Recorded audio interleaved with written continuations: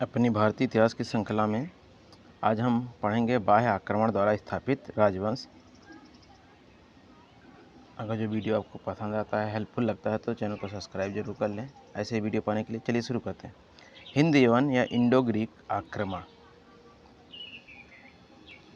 काल में भारत के पश्चिमोत्तर प्रदेशों में सबसे पहले किस विदेशी ने आक्रमण किया था?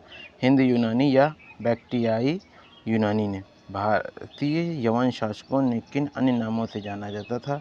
तो हिंद यवन, इंडो ग्रीक या अथवा बस्त्री यवन या बैक्टेरियन ग्रीक। हिंद यवन, आगे देखिए, हिंद यवन को दो पार्ट में किया गया, डायमेटियस और यूक्रेटाइड्स वंश। ये शाकल सियालकोट राजधानी थी और तक्षशिला राजधानी थी। अब डेमेट्रियस वंश देख लेते हैं। डेमेट्रियस प्रथम। इंडो ग्रीक की भारत विजय के इतिहास किसके समय से प्रारंभ होता है? डेमेट्रियस के। बैक्टेरियन राजा यूथिडेमस का प्रतापी एवं महत्वाकांक्षी पुत्र का नाम क्या था? तो डेमेट्रियस नाम था। बैक्टेरियन राजा यूथिडेमस का प्रतापी एवं महत्वाकांक्षी पुत्र का क्या नाम था? तो डेमेट्रियस। बैक्ट्रियन राजा डेमेट्रियस ने भारत के किन क्षेत्रों पर आक्रमण कर उस पर विजय प्राप्त कर ली थी? सिंध तथा पंजाब पर। डेमेट्रियस ने भारत पर आक्रमण कब किया था? तो लगभग 183 ईसा पूर्व में किया था। यवनों के आक्रमण की जानकारी किस ग्रंथ से प्राप्त होती है? तो महाभाष्य से, गार्गी संहिता से, मल्लविकाग्नि मित्रम से। डेमेट्रियस की ताम्र मुद्रा किन क्षेत्रों से प्राप्त हुई हैं? तो पंजाब तथा सिंधु से प्राप्त हुई हैं। डेमेट्रियस की मुद्रा पर खरोष्टी लिपि में क्या लिखा गया है? तो महाराज अपरजितस द्विमेत्रियस। डेमेट्रियस के पश्चात किस यवन शासक ने भारत के पश्चिमोत्तर प्रांतों पर शासन किया था? यूक्रेटाइडिस ने। बैक्ट्रिया पर यवनों का अंतिम शासक किसे माना जाता है? तो हेलियोक्लीस को। बैक्ट्रियन पर यवनों का शासन का अंत कब हो गया? 125 ईस्वी पूर्व में हो गया। हिंद यूनानी शासक में सबसे प्रसिद्ध नाम किस शासक का है? तो मेनेंडर का है। मेनेंडर किस कुल से संबंधित है? डेमेट्रियस के।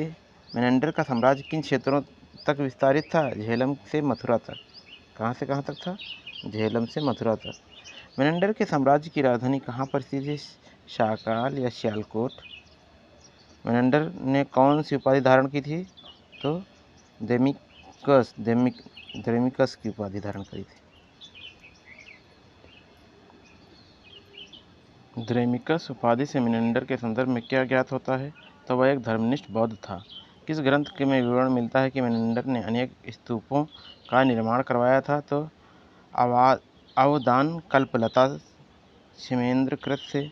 बौद्ध ग्रंथों में मेनेंडर को किस अन्य नाम से जाना जाता था? तो मिलिंद। बौद्ध भिक्षु नागसेन व मेनेंडर के बीच वाद विवाद वार्ता का विवरण किस ग्रंथ से मिलता है? तो मिलिंद पन्नों से। किस बौद्ध भिक्षु के प्रभाव में आकर मेनेंडर बौद्ध धर्म का ग्रहण कर लेता है? तो नागसेन। मिलिंद पन्नों के अनुसार मेनेंडर का जन्म कहाँ पर हुआ था? तो अलसंद या काबुल के समीप सिकंदरिया द्वीप के कालसी ग्राम में।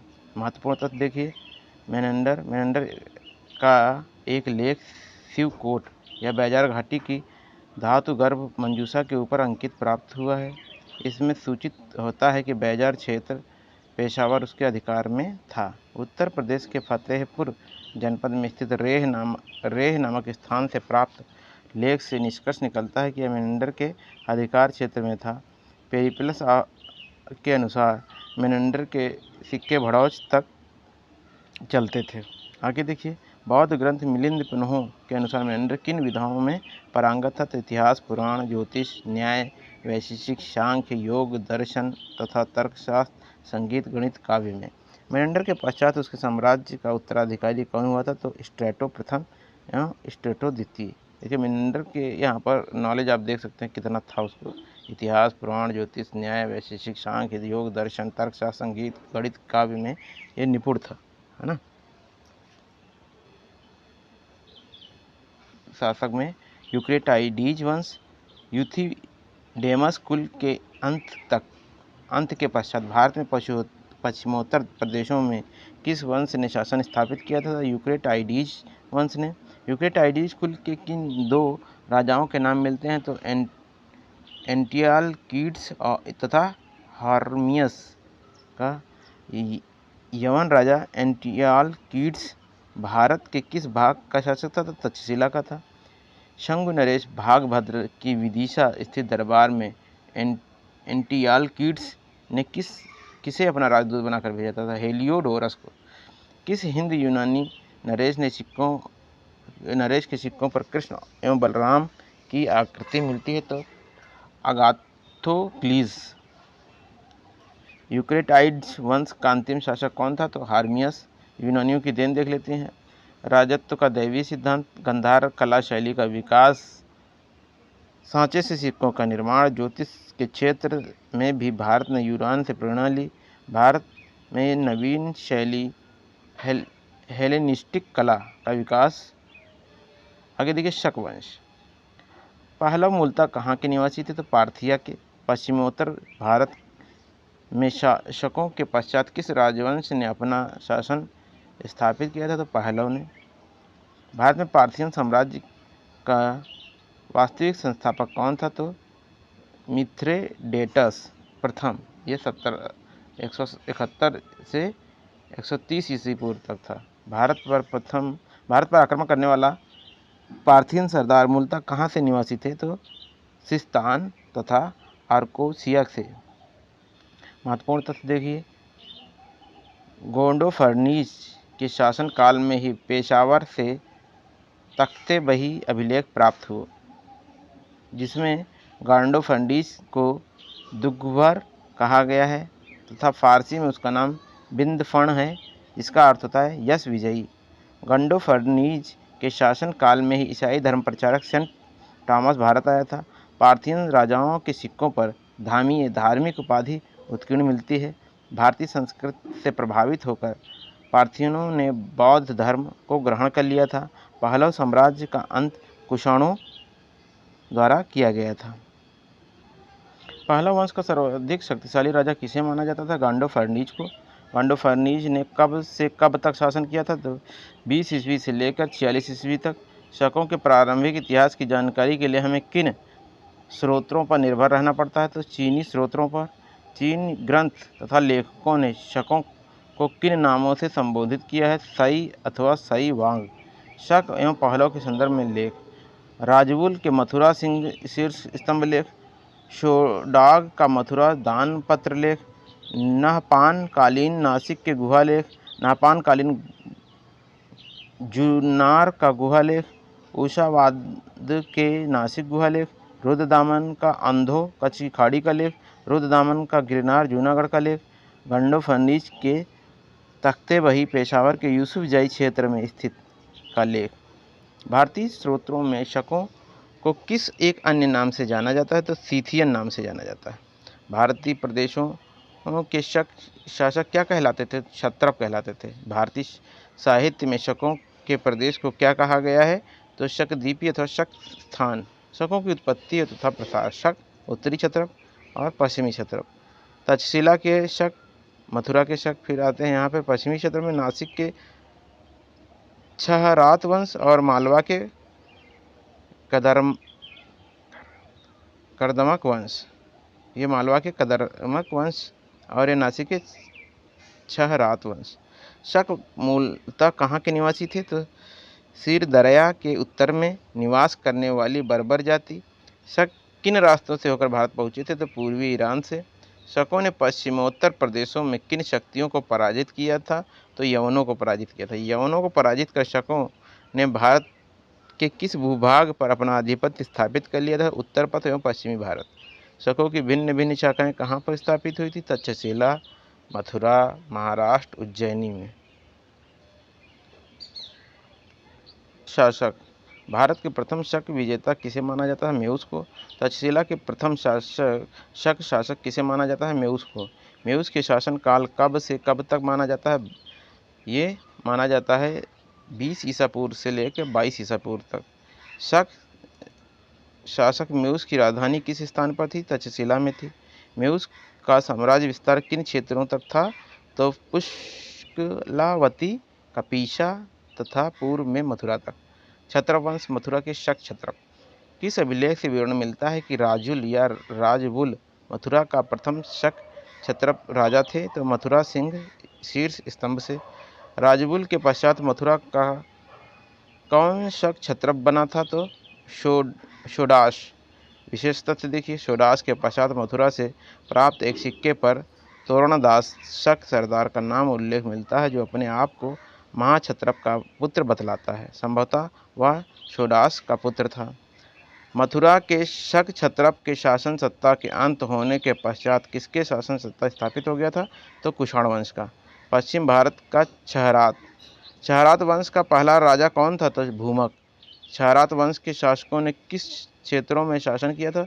महाराष्ट्र, लाट, सौराष्ट्र प्रदेश। क्षहरात वंश का सर्वाधिक प्रसिद्ध शासक किसे माना जाता है? नहपान को। क्षहरात शासक नहपान का शासन काल कब से कब तक था? तो 119 ईस्वी से लेकर 125 ईस्वी तक। क्षहरात शासक नहपान के सिक्के किन क्षेत्रों से प्राप्त किए गए हैं? तो अजमेर के नासिक तक। क्षहरात शासक नहपान के सोने और चांदी के सिक्के की विनिमय दर का अनुपात क्या था? 1:35। करदमक या चस्टन वंश। मालवा क्षेत्र में शक या करदमक वंश सत्ता किसने स्थापित की थी? तो चस्टन ने। चस्टन की मृत्यु के पश्चात पश्चिमी भारत का कौन शक राजा हुआ? तो रुद्रदामन। करदमक रुद्रदामन का शासन काल कब से कब तक माना जाता है? तो 130 ईस्वी से लेकर 150 ईस्वी तक। करदमक क्षत्रपों ने किस धातु में अति दुर्लभ सिक्के प्रचलित किए थे? तो ताम्र के। शक शासक रुद्रदामन की विजयों, व्यक्तित्व एवं कृतित्व संबंधी विवरण किस लेख से प्राप्त होता? तो गिरनार लेख, जूनागढ़। शक शासक रुद्रदामन की विजयों, व्यक्तित्व एवं कृतित्व संबंधी विवरण किस लेख से प्राप्त होता है? गिरनार लेख, जूनागढ़ से। जूनागढ़ से रुद्रदामन का अभिलेख कब प्राप्त हुआ था? तो 150 ईस्वी। जूनागढ़ अभिलेख से रुद्रदामन द्वारा किन विजित क्षेत्रों का विवरण मिलता है? तो आकर, अवंती, अनूप, उपरांत, सौराष्ट्र, कुकुर, सभ्र, मरु, सिंध, निषाद, हिसार, भटनेर। पाणिनि ने किसे आयुधजीवी संघ अर्थात शस्त्रों के सहारे जीवित रहने वाला कहा है? तो यौधेयों को। रुद्रदामन ने किस गणराज्य पर आक्रमण कर अपने राज्य को सदा के लिए सुरक्षित कर लिया था? यौधेय पर। सुदर्शन झील का संबंध के बांध की मरम्मत किस शासक ने करवाई थी? तो रुद्रदामन ने। रुद्रदामन का वह राज्यपाल कौन था जिसने सुदर्शन झील पर बांध की मरम्मत करवाई थी? तो सुविशाख था। बिना बेगार वृष्टि लिए किसने सुदर्शन झील का पुनर्निर्माण करवाया था? तो रुद्रदामन ने। रुद्रदामन ने सबसे पहले किस अभिलेख में विशुद्ध संस्कृत भाषा में जारी किया था? तो जूनागढ़ अभिलेख को। किस अभिलेख से ज्ञात होता है कि रुद्रदामन को सभी जातियों के लोगों ने अपना रक्षक चुना था? तो जूनागढ़ अभिलेख से। रुद्रदामन के किस अभिलेख से ज्ञात होता है कि उसे दक्षिणा पथस्वामी विशिष्टिपुत्र पुलवामी को पराजित किया था? तो जूनागढ़ अभिलेख से। विशेषता से देखिए, रुद्रदामन उच्च कोटि का विद्वान था। वह व्याकरण, राजनीति, संगीत तथा तर्कशास्त्र में प्रवीण था। इसके अतिरिक्त वह गद्य पद्य काव्यों में प्रवीण था। वह युद्ध विद्या में निपुण था। विशुद्ध गद्यात्मक संस्कृत भाषा में कौन सा अभिलेख उत्कीर्ण है? जूनागढ़ अभिलेख। शक करदमक वंश का अंतिम शासक कौन था? तो रुद्र सिंह तृतीय। शक शासक रुद्र सिंह तृतीय को किसने पराजित करके उसके साम्राज्य को अपने साम्राज्य में सम्मिलित कर लिया था? चंद्रगुप्त द्वितीय ने। किसको? शक शासक रुद्र सिंह तृतीय को चंद्रगुप्त द्वितीय ने पराजित किया और उसके राज्य को अपने राज्य में मिला लिया था। उत्पत्ति तथा प्रसार। कुषाण किस जाति की एक शाखा थी? तो यूची। यूची लोग चीन के किस क्षेत्र में निवास करते थे? कांसू तथा निंगसिया क्षेत्र में। यूची लोग किस हुण राजा से पराजित होकर अपना प्रदेश छोड़ने के बाध्य हुए? हुंगनु नरेश लाओ शंग से। यूची जाति हुण नरेश से पराजित होने के उपरांत किस क्षेत्र में और पलायन किए थे? तो दक्षिण एवं पश्चिमी क्षेत्र में। महत्वपूर्ण तथ्य देखिए, चीनी लेखक पान कु कृत शियान हानशू से यूचियों के 5 प्रदेशों के संदर्भ में जानकारी है। ह्यूमी यह संभवतः पमीर के पठार और हिंदुकुश के बीच बसा हुआ वह वाकहान प्रदेश था। शू आंगमी वाहकान तथा हिंदुकुश के दक्षिण में स्थित चित्राल प्रदेश था। ये शुआंगमी वाकहान और हिंदुकुश के दक्षिण में स्थित चित्राल प्रदेश था। कई शुआंग कुषाण यह चित्राल तथा पंजशीर के बीच बसा हुआ था। हितहुन यह चित्राल और पंजशीर होना चाहिए के बीच बसा हुआ था। काओफू इसका तात्पर्य काबुल प्रदेश से है। अब है कुजुल कार्डफिसेस या 15 से 65 ईस्वी तक।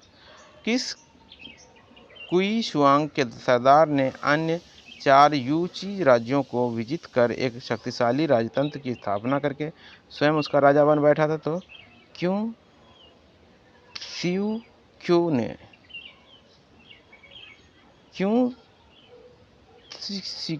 क्यों का समीकरण किसके साथ किया जाता है? तो कार्डफिसेस प्रथम की उपाधि क्या थी? तो कुजुल कार्डफिसेस किस नाम से प्रसिद्ध था? कार्डफिसेस प्रथम। कुजुल कार्डफिसेस की विजयों का विवरण किसके ग्रंथ से मिलता है? तो पान कु कृत हानशू से। कुजुल कार्डफिसेस ने पार्थियन से किन क्षेत्रों को विजित कर भारत को पश्चिमोत्तर प्रदेश का शासक बन बैठा था? तो किफिन तथा काबुल पर। कुजुल कार्डफिसेस के संगठित साम्राज्य की स्थापना के उपरांत कौन सी उपाधि धारण की थी? तो महाराजाधिराज की। कुजुल कार्डफिसेस के शासनकाल कब से कब तक माना गया है? 15 से 65 ईस्वी तक। कुजुल कार्डफिसेस ने किस धातु की मुद्राएं चलवाई थी? तांबे की चलवाई थी। ये 65 से 78 ईस्वी तक। कुजुल कार्डफिसेस के पश्चात कुषाण वंश का राजा कौन बना था? तो विम कार्डफिसेस। भारत में कुषाण राजवंश का वास्तविक संस्थापक किसे माना जाता है? तो विम कार्डफिसेस को।